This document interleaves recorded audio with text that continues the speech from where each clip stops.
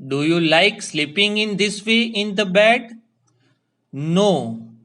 That's good if you leave space around you in the bed. Similarly, HTML element has a defined border. You can put contents in the element. Now to create the space around element contents, you can use padding. I mean, we can set padding top, padding right, padding bottom, and padding left. In this video, we will see different ways to set the padding. So let's see it.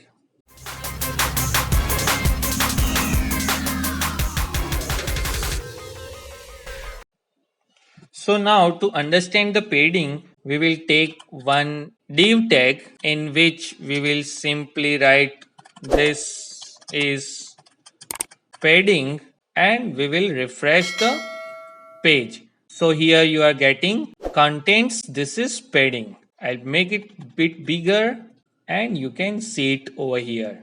Now to apply the padding, we will take style in which we will apply the styles in the division. So first of all, we will take border of the division that I am taking 5 pixel solid red.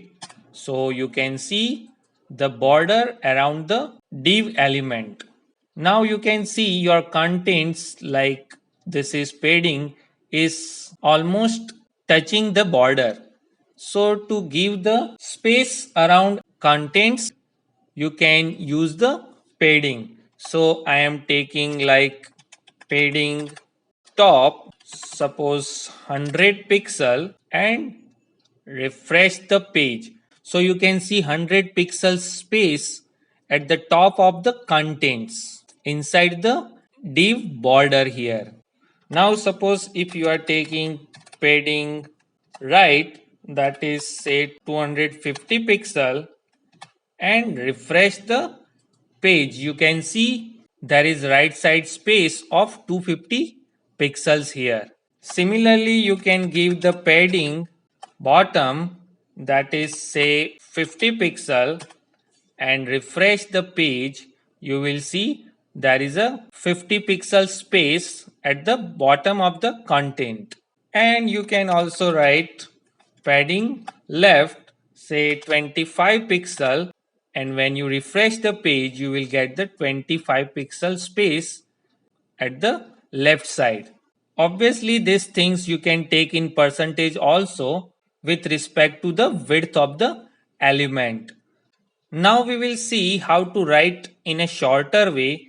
So you can write simply padding and then you are giving suppose 25 pixel and refresh the page. So you can see there is a 25 pixel padding at the top, right, bottom and left. You can pass the two value also like 25 and 50 pixel. So you will get at top and bottom there is 25 pixel space and at the left and right there is a 50 pixel space. Now suppose if you are passing the three arguments like 25, 50 and 75, then you can see here there is a top spacing 25 pixel, 50 pixels at right and left and 75 pixels at the bottom. Now suppose I am adding all four, so you can understand there is 25 pixels at top, 50 pixels at right, 75 pixel at bottom and 100 pixels at the left side. Now suppose if you are giving the width of the element, suppose 200 pixel and you are giving padding 25 pixel at all the side and refresh the page. So you can see it gives the 25 pixels padding at left and right extra to the width of the element.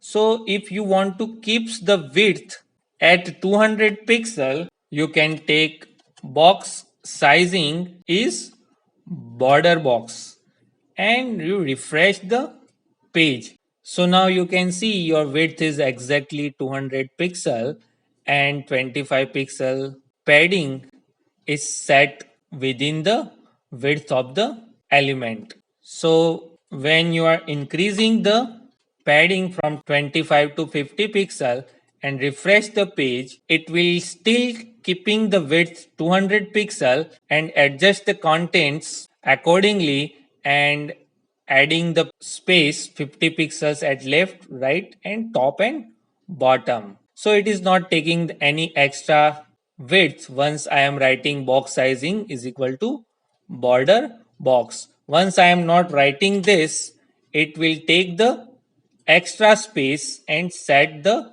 padding accordingly. So I hope you understand what is the importance of padding in the HTML documents. So that's all for today. Thank you and bye bye. If you like this video, press like and subscribe the channel and share the video. And don't forget to press the bell icon for my new video notifications. Thanks for watching.